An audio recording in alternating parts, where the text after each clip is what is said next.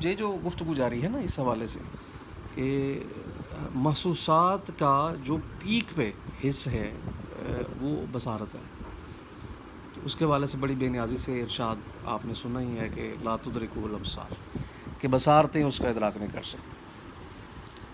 ٹھیک ہے، تو اب باقی محسوسات پھر بیچارے کہاں پہنچ سکتے ہیں اس کو ادراک کرنے میں، جب بصارت ہی نہیں پہنچ سکتی. تو آپ جانتے ہیں کہ یہ 13 لاکھ نوری سال کے سفر پہ کھڑا ہے یہ پہلا آسمان آپ کا، اور آپ کی بصارت آنے وحدت میں اس کا ادراک کرتی ہے، اس کا مشاہدہ کرتی ہے، ادراک نہیں کرتی، مشاہدہ کرتی ہے.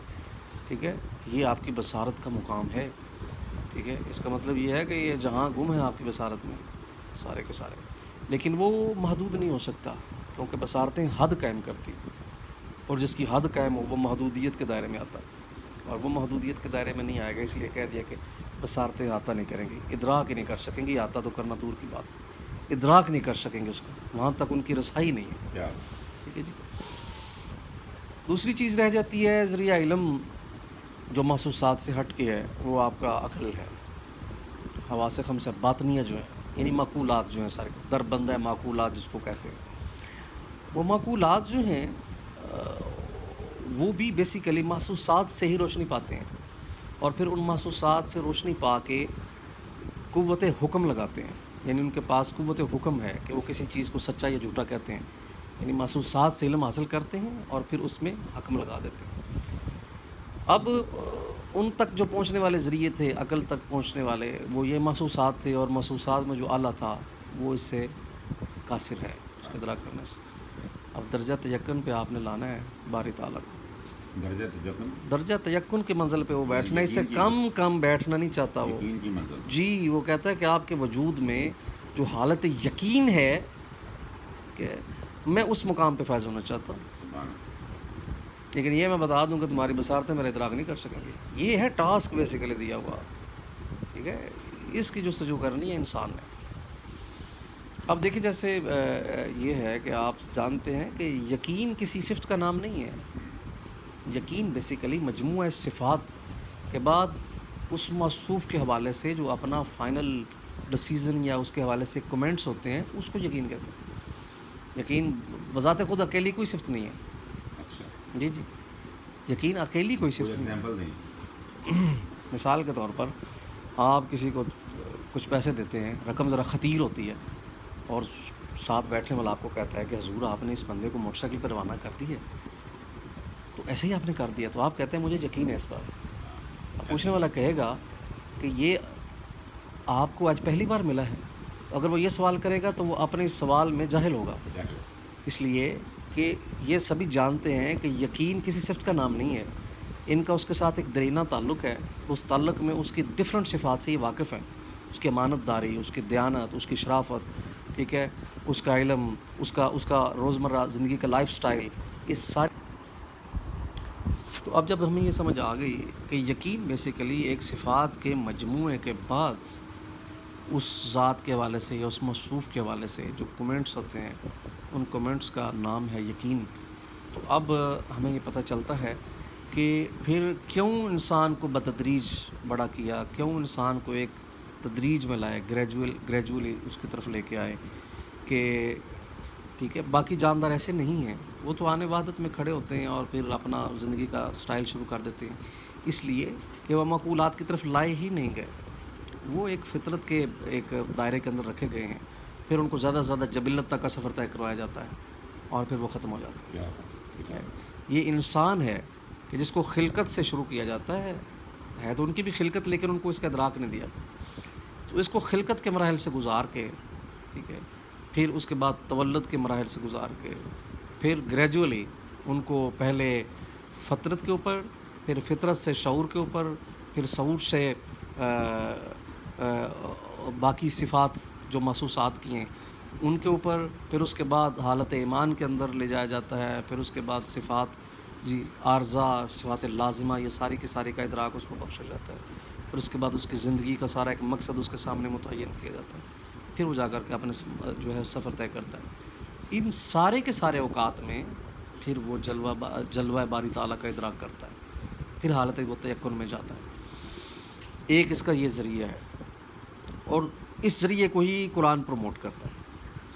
وہ یہ چاہتا ہے کہ آپ کسی ایک صفت کی وجہ سے خدا کو نہ مانو کہ خدا نے آپ کو پیدا کیا لہذا وہ خدا ہے، خدا نے آپ کو رزق دیا لہذا وہ خدا ہے، خدا نے آپ کو صحت بخشی لہذا وہ خدا ہے۔ نہیں، وہ یہ چاہتا ہے کہ آپ پوری دنیا اور پورے جہان کا مشاہدہ کرو، اور اس مشاہدے میں جو خالصتاً اس کے ہاتھ میں قوانین ہیں جو اس نے خلیفہ کے ہاتھ میں نہیں دیے ہوئے، ان کا مشاہدہ بھی ضرور کرو۔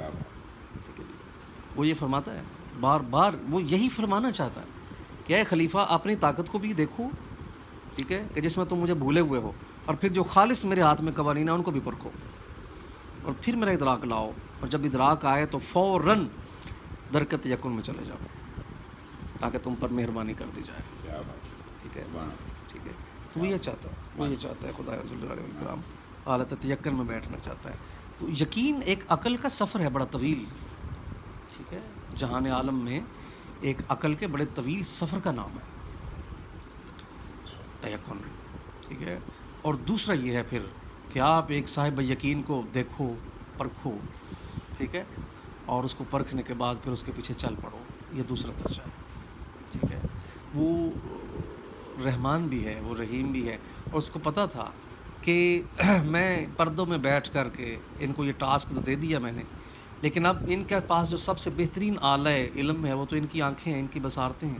اب میں کوئی ایسا جلوہ بھی ان کے سامنے کر دوں ان کی بصارتوں کے راستے سے وہ میرے جلووں تک پہنچ سکے، ٹھیک ہے۔ تو پھر اس نے سلسلہ پیغمبران شروع کیا، تو وہ بصارتوں سے ان کو دیکھتے اور پھر ان کے یقین کو اپنی بصارتوں سے دیکھ کر کے اس پر یقین کرتے، حتیٰ کہ جناب رسالت مآب صلی اللہ علیہ وسلم کا دور گرامی آیا اور وہ چل رہا ہے، دور رواں جناب رسالت اقدس مآب کا دور ہے، ٹھیک ہے۔ اس لیے کیوں رسول نے فرمایا کہ انما بعثت وانا معلما، کہ میں معلمانہ حیثیت سے آیا ہوں، کیونکہ جو سورس آف علم ہے وہ رسول پر آ کے مکمل ہو چکا ہے، ٹھیک ہے۔ علم یہاں پر آخری حد میں پہنچ چکا ہے۔ اس علم سے مراد بیسیکلی اسی جہان کے علم کی بات ہو رہی ہے، یعنی وہ ایسی، یعنی وہ علم کہ آپ دیکھیں جنت کا علم، جہنم کا علم، خدائے ذوالجلال والاکرام کی ذات کا علم، آسمانوں سے بالا مخلوقات کا علم، ارض و سما کا علم، یہ سارے کے سارے وہ ہیں جن پر انسان کی ابھی تک کوئی بساط نہیں، اس موجودہ سائنسی دور میں نہیں جا سکی۔ تو رسول اللہ صلی اللہ علیہ وسلم نے وہ علم عطا فرمایا۔ سائنس تو چاند ایک میٹا فزکس کا قوانین کا نام ہے نا، میٹافوریکل قوانین جب اکٹھے ہوتے ہیں تو کسی نئی ایک چیز کی طرف، ایجاد کی طرف چلے جاتے ہیں، تخلیق کی طرف نہیں، ایجاد کی طرف جاتے ہیں کہ دو چیزوں کو ملا کے ایک تیسری چیز کا وجود جو ہے وہ دیکھتے ہیں۔ تو سائنس بس یہیں پہ چل رہی ہے، جس طرح وہ کسی نے کہا بھی ہے سائنٹسٹ نے غالباً کہ we only know the relation of the things but we don't know the reality of the things.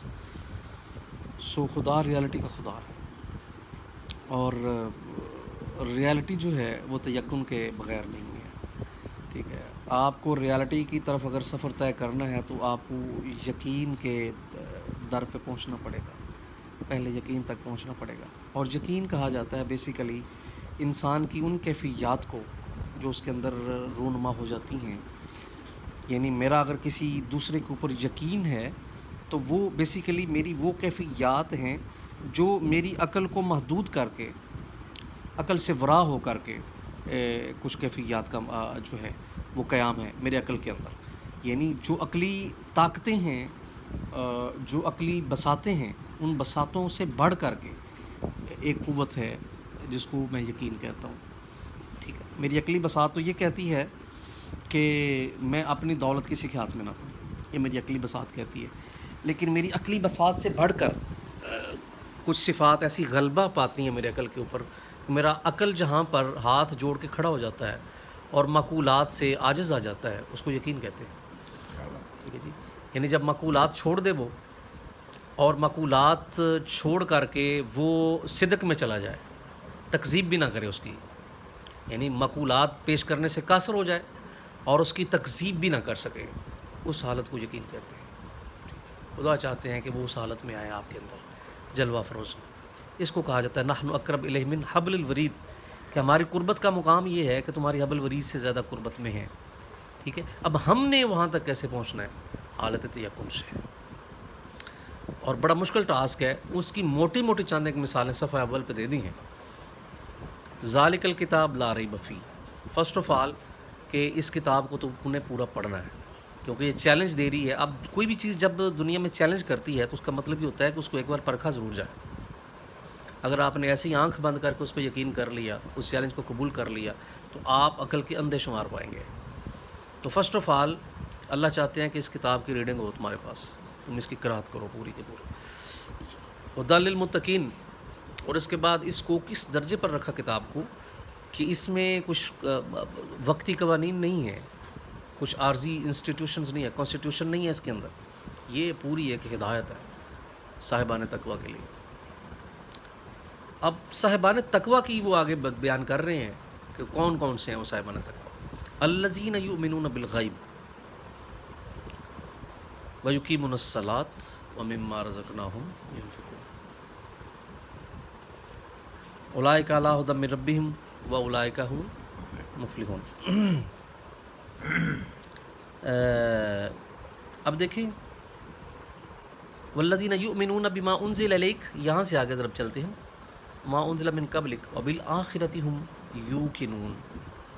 یہ سارے کا سارا بیان کرنے کے بعد یہ فرمایا کہ جو متقین تھے, جب ان متقین میں یہ صفات شامل ہو جاتی ہیں ساری کی ساری, تو پھر وہ جو متقین ہیں وہ متیقین کی طرف چلے جاتے ہیں, درجہ تیقن کی طرف ان کا سفر طے ہوتا ہے اس طرف.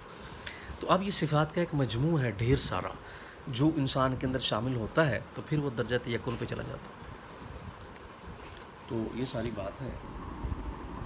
یہ تو آپ بھی فرما رہے تھے کہ کفار میں اور مشرکین میں کیا فرق ہے. کفار میں اور مشرکین میں کیا فرق ہے؟ جی دیکھیں جی, مشرک وہ ہے جو خدا کو تو مان رہا ہے لیکن شراکت غیر کے ساتھ, اچھا, یعنی غیر شراکت دار ہے.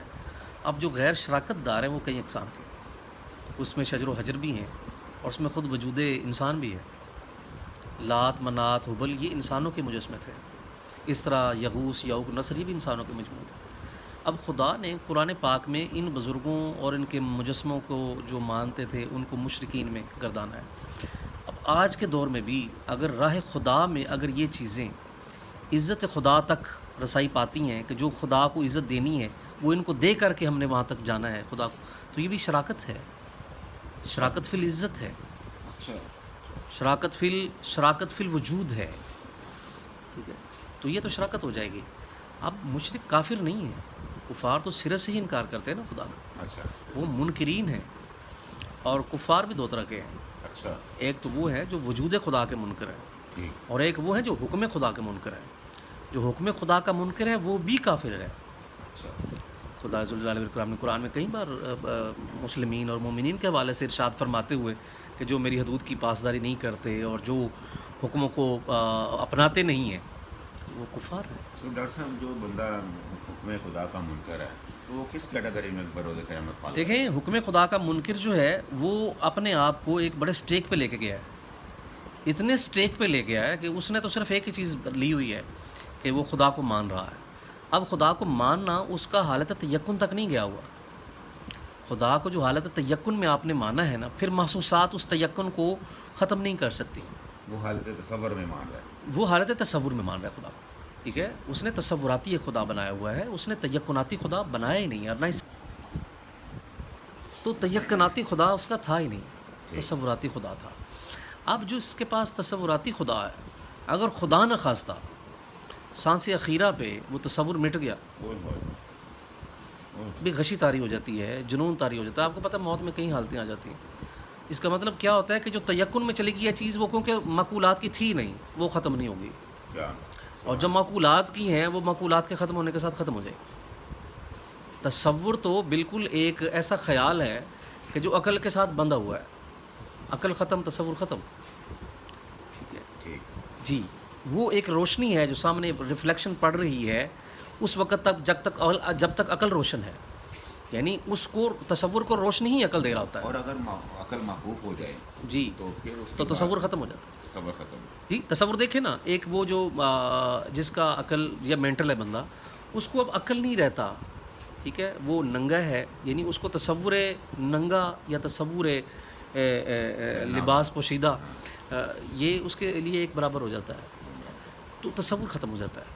اب عقل ختم ہو جائے اور تصور بھی ساتھ ہی جاتا رہے. اور جو تیقن کی حالت میں ہے, تیقن بیسیکلی اس کو عقل نے نہیں تھاما ہوا. ٹھیک ہو, تیقن کو عقل نہیں تھامتا. ٹھیک ہے. تیقن کو ایمان تھامتا ہے. اچھا جی تیقن کو اراکین ایمان تھامتے ہیں. ٹھیک ہے. اور ایمان کا عقل کے مفقود ہو جانے کے ساتھ وہ مفقود نہیں ہوتا. جی کیونکہ وہ کیفیت خاصہ ہے جو آپ کی یہاں سے نہیں ہے وہاں سے ہے. ٹھیک ہے جی. اس کا اکاؤنٹ وہاں پہ بنتا ہے. باقی معقولات کا اکاؤنٹ آپ کے دماغ میں بنتا ہے ایز اے خلیفہ. یعنی خدا نے آپ کو وہ اپنی سوچ اور افکار سے بھی تو حصہ دیا ہے نا, جی کہ جس سے وہ خود فیصلہ صادر فرماتا ہے. اس کا ایک چھوٹا سا جلوہ آپ کو کروایا آپ کی عقل کی صورت میں. بے شک. ٹھیک ہے. لیکن آپ کے پاس یہ عارضی ہے. اب خدا کو جب ایک تصور عارضی سے ہم نے مانا ہوا ہے تو وہ عارض کے باطل ہونے کے ساتھ, فنا ہونے کے ساتھ وہ تصور بھی فنا ہو جائے گا. اللہ. ٹھیک ہے.